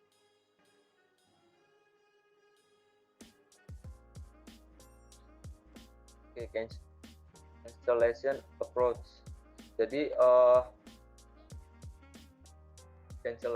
cancellation itu sendiri adalah teknik atenuasi di medan magnet yang dihasilkan oleh sumber listrik pada dasarnya itu dibatalkan. Jadi cara kerjanya sebagai berikut: arus fasa yang mengalir melalui konduktor tertentu dibatalkan atau dikurangi secara drastis oleh arus fasa yang mengalir pada konduktor yang berlawanan. Pendekatan pembatalan dapat digunakan untuk sistem multifase, fase tunggal, dan ball and seat. Kemudian menurut Vero itu sendiri, bidang pembatalan dapat diatur dalam beberapa kasus dengan penalti biaya yang sangat kecil. Dalam banyak kasus, sumber utama medan magnet ditemukan pada sistem konduktor yang mengarah ke perkakas atau peralatan listrik. Dalam kasus yang relatif sederhana, bidang ini dapat dibatalkan melalui pemadatan sistem konduktor. Misalnya, perangkat tegangan rendah, baik layanan 120 atau 240 volt, biasanya disuplai oleh kabel daya, dan bidang yang berjarak apapun dari kabel akan dilemahkan dengan cepat. Dalam situasi di mana kabel harus sangat dekat dengan pekerja, tindakan pencegahan tambahan untuk memutar atau menyisipkan kabel ini satu sama lain akan semakin mengurangi bidang. Oleh karena itu, medan jauh lebih efektif dibatalkan karena jarak antara konduktor dikurangi menjadi hampir nol. Next. Shielding approach. Shielding sendiri adalah pendekatan lain yang tersedia untuk mengurangi paparan medan elektromagnetik tadi, EMF.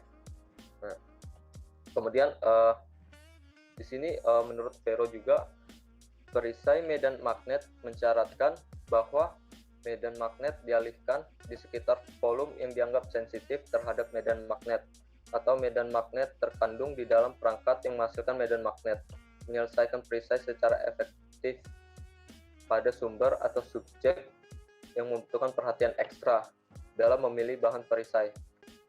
Kemudian, ikatan listrik yang tepat dari bahan ferromagnetik adalah fungsi yang sangat kompleks dari frekuensi dan besaran medan magnet.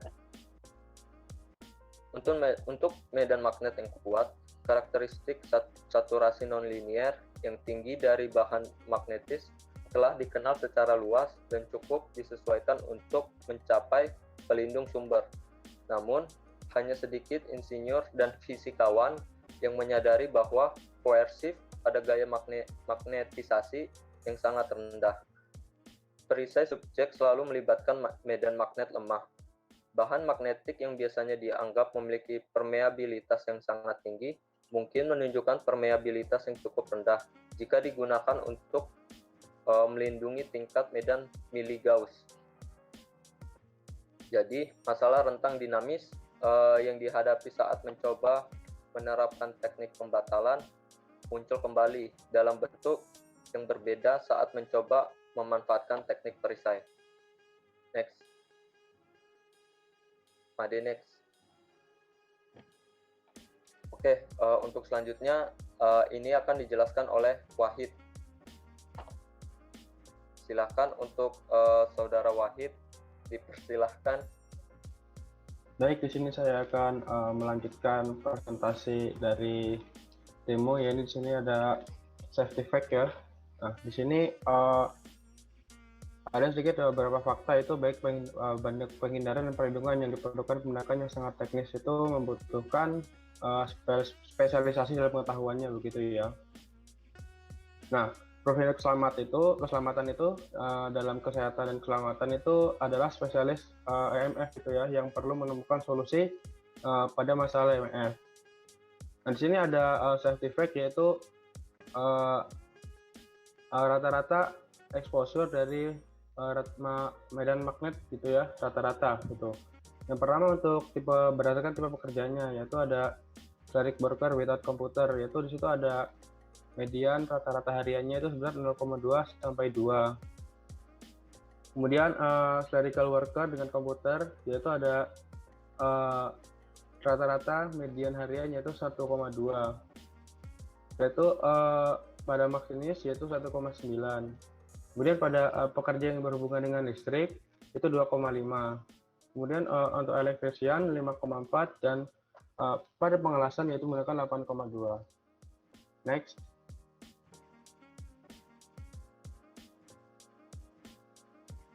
Di sini ada suatu standar OSHA yang berkaitan dengan bahaya radiasi, yaitu terkandung pada dalam 29 CFR 1910 sub bagian G. Nah, di dalamnya itu apa aja di dalamnya? Pertama ada ventilation. Ventilation ini yaitu mengatur mengenai bagaimana sirkulasi udara itu dalam suatu ruangan, di mana untuk menjaga keberadaan udara yang cukup digunakan untuk para pekerja di dalamnya. Kemudian yang selanjutnya itu occupational noise exposure, yaitu pengendalian bagaimana sih kendali kebisingan itu atau keberisikan dari suatu sistem yang ada di dalam pabrik tersebut. Kemudian yang selanjutnya itu menangani mengenai radiasi yang mengionisasi. Ada yaitu sudah standar khusus untuk menangani radiasi pengionisasi tersebut. Kemudian diatur juga pada standar yang 97 yaitu radiasi yang tidak mengionisasi. Yaitu ada tanggal efektif, kemudian sumber standar dan standar organisasi. Next.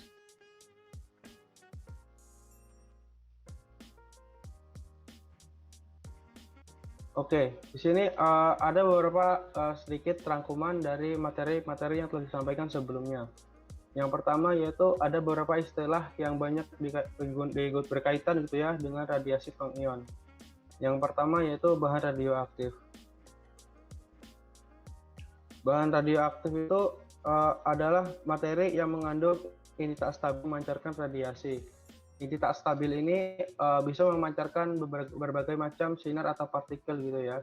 Ada partikel alfa, kemudian partikel beta, bisa jadi neuron, sinar X, sinar gamma, dan lain sebagainya. Bahan material ini karena dia bersifat memancarkan energi ya, maka bisa dimanfaatkan sebagai salah satu sumber penghasil energi yaitu ya, karena ada salah satu contohnya itu pada pembangkit listrik tenaga nuklir. Jadi material radioaktif itu digunakan sebagai salah satu sumber energi yang bisa digunakan untuk memanaskan air. Kemudian air tersebut digunakan untuk menggerakkan turbin sehingga bisa menghasilkan listrik. Kemudian ada yang disebut dengan area terlarang, yaitu area yang terkontaminasi oleh radioaktif. Atau kalaupun ada juga area terlarang di sini yang dimaksud adalah area yang tidak boleh dimasuki oleh sembarang orang, karena terdapat banyak instalasi yang berhubungan dengan hal-hal radioaktif begitu ya. Karena alasan keamanan sehingga area tersebut dijadikan suatu area terlarang. Kemudian ada dosis. Dosis di sini mengacu pada suatu kadar dari sesuatu zat kimiawi, fisik atau biologis yang dapat mempengaruhi suatu organisme secara biologis. Nah, dosis ini semakin besar kadarnya, maka semakin besar dampaknya. Dosis ini juga salah satu hal yang bisa menggambarkan tingkat sebanyak apa gitu ya kadar bahan radioaktif dalam tubuh kita. Kemudian ada RAD, Radiation Absorbed Dose, yaitu dosis radiasi terserap, yaitu suatu satuan dosis dasar radiasi pengion terserap setara dengan serapan radiasi sebesar 100 IRG, atau dalam 1 gram materi penyerap, 1 rad sama dengan 10 pangkat min 2 GY, atau 10 pangkat min 2 Joule per kilogram. 10 pangkat min 2 Joule per kilogram. Kemudian ada yang disebut dengan REM. REM atau singkatan dari Roentgen Equivalent Man, yaitu ukuran dari dosis radiasi pengion yang menimbulkan efek biologis radiasi. Satuan ini sudah diganti dengan satuan Sievert atau yaitu di mana 1 Sievert sama dengan 100 rem. Oke, selanjutnya.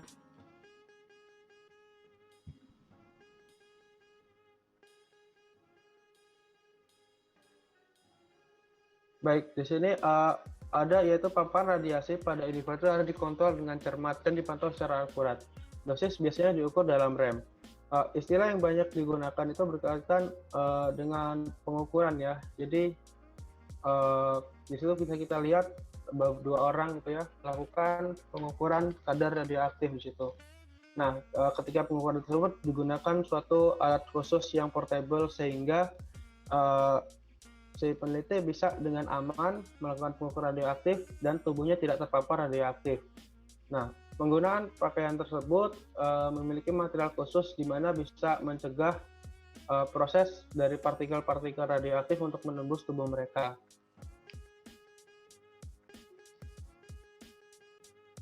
Oke, next.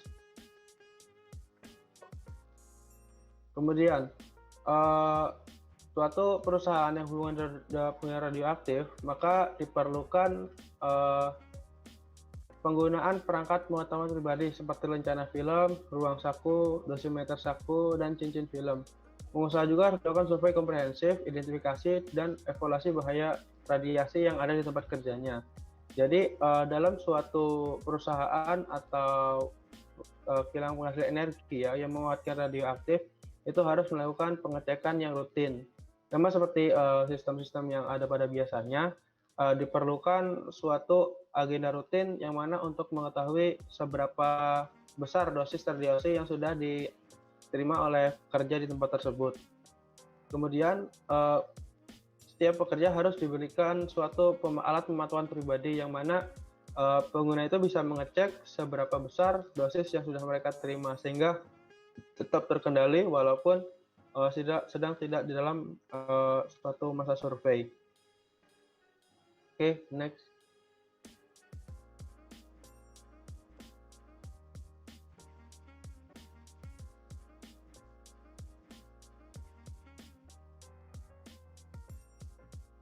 Kemudian ada tanda-tanda peringatan yang diperlukan oleh OSHA dan NRC dalam area dan situasi berikut. Yang pertama yaitu ada daerah radiasi. Kemudian daerah radiasi tinggi, daerah radiasi udara, daerah yang mengandung bahan radioaktif, dan daerah tempat penyimpanan bahan radioaktif yang diangkut. Daerah radiasi di sini yaitu menunjukkan keseluruhan suatu wilayah yang sekiranya daerah tersebut terpapar suatu bahan radioaktif, mungkin bisa karena kecelakaan atau karena dia memang murni daerah yang memiliki material radioaktif di dalamnya atau tambang bahan-bahan radioaktif, atau bisa jadi suatu daerah yang dulunya merupakan bekas uji coba nuklir. Kemudian daerah radiasi tinggi. Daerah ini adalah daerah yang memiliki konsentrasi tinggi dari daerah radiasi sebelumnya. Daerah ini memiliki ukurannya kecil namun memiliki tingkat radioaktivitas yang sangat tinggi dan sangat intens. Kemudian daerah radiasi udara. Daerah ini adalah daerah yang terletak di sekitaran dari daerah radiasi tinggi yang mana radiasi di daerah tersebut tersebar dengan konsentrasi tertingginya berada pada udara, dan daerah ini adalah salah satu daerah yang sangat berbahaya bagi manusia karena daerah tersebut tidak tampak kerusakan-kerusakan langsung dari dampak radioaktif, namun udaranya yang tercemar sehingga bagi makhluk hidup yang tidak mengetahuinya itu bisa langsung terkena begitu ya. Kemudian daerah yang mengandung bahan radioaktif itu suatu daerah yang di situ terdapat deposit material radioaktif sehingga memiliki pancaran radioaktif. Bentuknya bisa merupakan suatu tambang ataupun suatu tempat yang pernah terjadi kecelakaan sehingga memiliki kandungan radioaktif di dalamnya. Kemudian ada daerah yang berfungsi sebagai tempat penyimpanan bahan radioaktif atau diangkut. Jadi tempat ini itu semacam pembuangan limbah akhir pada suatu material radioaktif. Mungkin di slide sebelumnya ada suatu pemandangan di mana ada barel-barel radioaktif gitu ya, dimasukkan ke dalam suatu tempat pembuangan gitu ya. Nah itu adalah suatu daerah penyimpanan radioaktif atau yang diangkut. Next.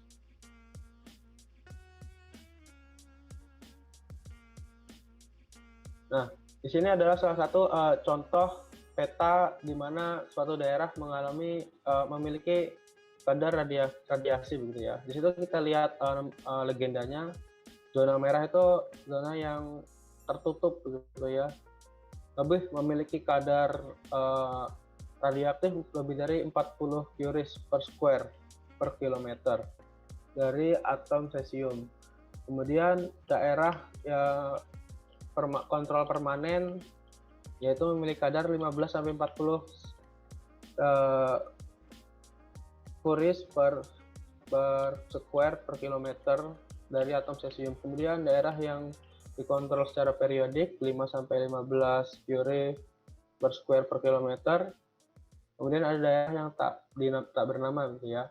Jadi kalau melihat patokan tadi bisa kita padankan gitu ya, kalau daerah yang merah itu keseluruhan daerah tersebut yang memiliki zona warna tertentu adalah daerah yang memiliki paparan radioaktif. Kemudian pada bagian merah itu adalah eh, titik pusat gitu ya, daerah dengan radiasi intensitas tinggi. Kemudian di titik yang lebih luas di luarnya itu ada daerah yang memiliki kadar radiasi dosis udara gitu ya, dan daerah-daerah sekitarnya termasuk daerah yang memiliki bahan radioaktif baik di tanahnya ataupun di vegetasi di sekitarnya begitu. Nah, daerah ini sedikit info, di daerah Chernobyl ini terletak di sekitar negara Rusia, Ukraina, dan Belarus. Daerah ini adalah suatu plant pembangkit energi yang mengalami kecelakaan sehingga terjadi ledakan nuklir di sana dan material nuklirnya mencemari kawasan di sana. Jadi ini adalah salah satu bentuk sejauh mana begitu ya nuklir bisa memberikan dampak atau kerusakan. Jadi daerah ini sudah beberapa tahun ini ditinggalkan dan seperti kota mati karena tidak ada makhluk hidup yang bisa hidup di sana. Selain itu pada kejadian ini korban jiwa yang tewas itu masih sekitar 50-an orang. Namun karena dampak nuklir dari material radioaktif cukup berbahaya, ribuan warga di sekitar daerah tersebut terkena dampaknya, yaitu mereka menderita kanker secara serentak.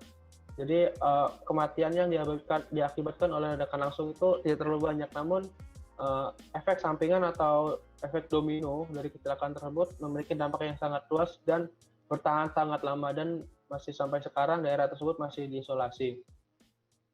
Nah, daerah tersebut kini menunjukkan bagaimana alam ketika dirusak oleh manusia sedang memulihkan dirinya begitu ya. Jadi saat ini daerah tersebut vegetasi liar mulai tumbuh kembali dan banyak hewan-hewan liar yang kembali ke sana seperti babi hutan, kemudian ada rusa dan beberapa serigala gitu ya. Jadi hutan di sana tuh pulih kembali di daerah-daerah yang memiliki kadar dosis radioaktif yang tidak terlalu tinggi. Namun tumbuhan gitu ya memiliki kemampuan adaptasi yang lebih baik. Jadi tumbuhan di zona merah tersebut sudah bisa tumbuh kembali. Namun tentu saja tumbuhan tersebut memiliki kadarnya. Tumbuhan bisa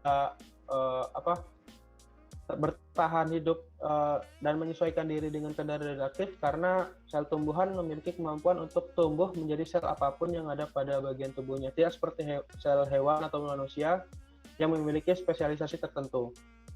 Sel pada tumbuhan memiliki struktur yang kuat sehingga ketika ada satu sel yang termutasi karena gennya rusak akibat paparan radioaktif, maka sel tersebut tidak akan menulari sel yang lainnya. Lain halnya dengan sel pada hewan atau pada manusia. Sel tersebut ketika dia rusak dan termutasi karena gennya rusak oleh pancaran radioaktif, itu akan membuatnya termutasi dan menjadi suatu sel kanker. Dan sel kanker itu akan merusak sel-sel yang lainnya jika itu terjadi pada manusia dan hewan. Baik, next.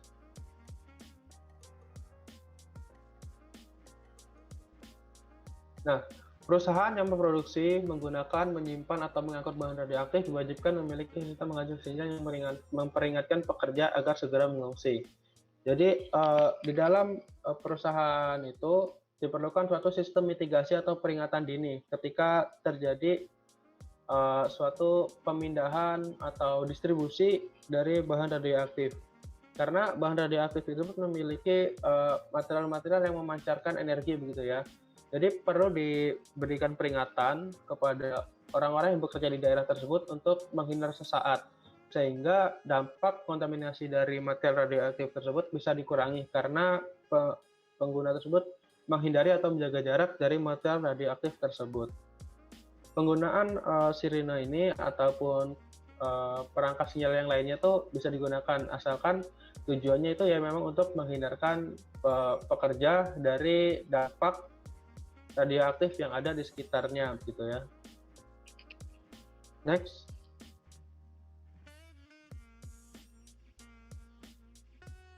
Nah, dalam perusahaan yang mengelola mengenai material nuklir, di situ perlu diberitahukan tentang potensi bahaya radiasi, bagaimana tindakan pencegahan yang harus diambil, dan mereka harus memiliki catatan pemaparan radioaktifnya.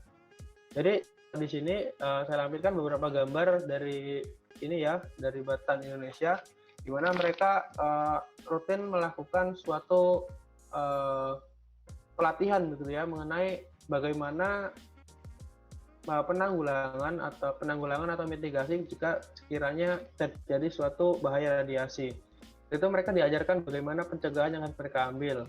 Kemudian itu di gambar di bawahnya bisa kita lihat bagaimana pertolongan pertama ketika ada seseorang yang terdampak atau terkena langsung paparan radiasi sehingga mengalami cedera. Kemudian juga diberikan pelatihan bagaimana penggunaan alat ukur diri, kemudian bagaimana pengecekan pada suatu ruangan atau daerah tertentu, yang mana daerah-daerah tersebut memiliki suatu paparan radiasi dari nuklir atau bahan radioaktif. Baik, next.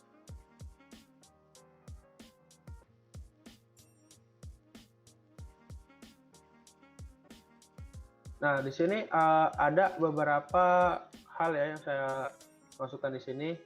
Yaitu pertama, bahan radioaktif disimpan di area terang harus diberi label yang sesuai. Seperti bahan-bahan kimia lainnya ya, karena bahan nuklir kan akan menimbulkan suatu bahaya begitu ya. Jadi diperlukan pemberian label yang sesuai. Tadi di beberapa slide sebelumnya telah disampaikan mengenai logo dari bahaya nuklir itu sendiri ya, yang berupa lapis gambar yang memiliki sudut 60 derajat warna hitam dengan latar berwarna kuning gitu ya. Tapi di gambar sini tidak ada. Tapi maksud saya tujuannya yaitu ada banyak sekali label-label yang menunjukkan tanda-tanda label-label bahaya yang penting untuk diketahui ketika berurusan dengan bahan kimia. Dan label itu tidak sembarangan ada begitu ya, karena menyesuaikan dengan ke tingkat bahaya, kemudian spesifikasi dan bagaimana suatu material tersebut bisa menimbulkan bahaya. Jadi perlukan pemberian label yang sesuai. Kemudian ketika terjadi suatu insiden radiasi yang melibatkan paparan di luar batas, maka harus segera diberitahukan atau dilaporkan kepada pihak yang berwajib segera atau dalam 24 jam. Karena melihat dari kejadian Chernobyl tadi, jika kejadian tersebut tidak segera ditanggulangi, maka tidak mungkin jumlah korban tewas karena efek dominonya itu lebih banyak lagi begitu ya. Jadi ketika ada bahaya nuklir itu harus segera dilaporkan, karena bahaya nuklir itu adalah bahaya laten gitu yang tidak tiba-tiba langsung membunuh, tapi melainkan bisa jadi perlahan-lahan karena dia tidak ada yang membunuh langsung dan ada juga yang tidak membunuh langsung begitu. Kemudian laporan paparan berlebih juga harus berisi beberapa format, yaitu seberapa parah tingkat paparan radiasi yang diterima, kemudian tingkat radiasi itu seperti apa, setelah itu konsentrasi radiasi di daerah tersebut tuh tersebarnya bagaimana, kemudian apa yang menjadikan penyebab paparan, apakah kecelakaan ataukah mungkin karena senjata bom atom ataupun mungkin karena kecelakaan dalam distribusi. Kemudian perlu diketahui juga apa sih tindakan korektif yang diambil sehingga dampak yang ditimbulkan itu bisa diminimalisir ataupun bahkan hingga dikurangi atau mungkin bisa dihilangkan. Next.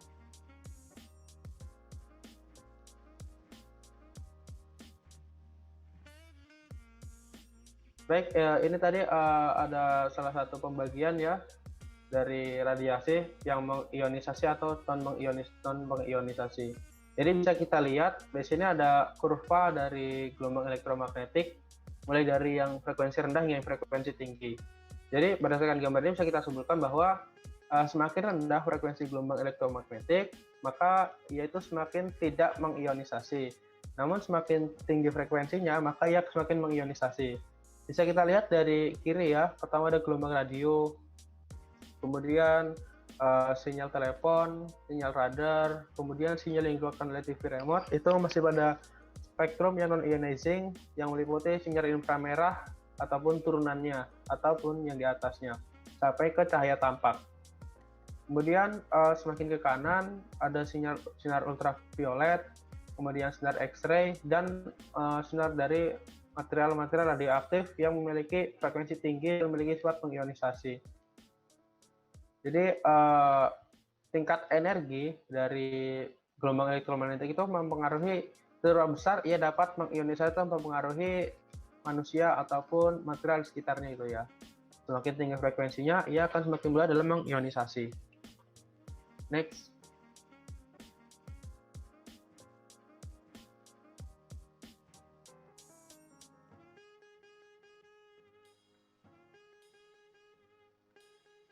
Ini ada sedikit contoh-contoh ya dari masing-masing sinar gitu ya.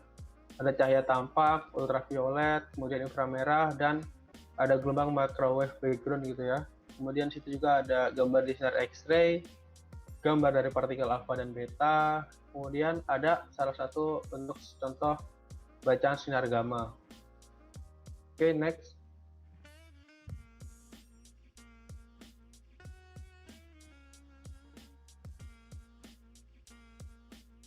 Next. Selanjutnya. Baik, ini ada timeline ya dari pengerjaan kelompok kami. Tadi sudah selesai materi yang ingin disampaikan. Terima kasih sudah memperhatikan. Di sini ada sedikit pembagian tugas dari beberapa anggota kelompok kami, yaitu Elda membahas dari bagian halaman 471 sampai 4.